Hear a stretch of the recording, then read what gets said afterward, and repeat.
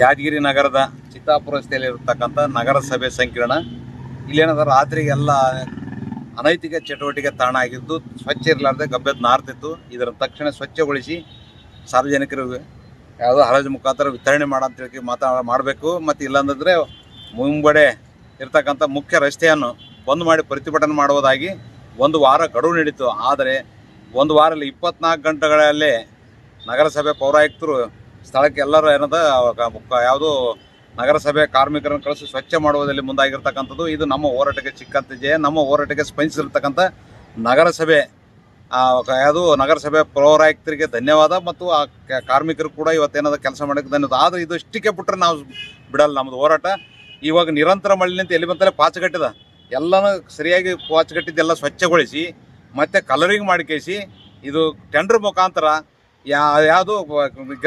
Tender ಮುಖಾಂತರ ಜನರಿಗೆ ಸಾರ್ವಜನಿಕರಿಗೆ ವಿತರಣೆ ಮಾಡಿದರೆ ಇದರಿಂದ 1-1.5 ಲಕ್ಷ ತನಕ ಇವ್ರಿಗೆ ಏನದ ಆದಾಯ ಬರ್ತದೆ.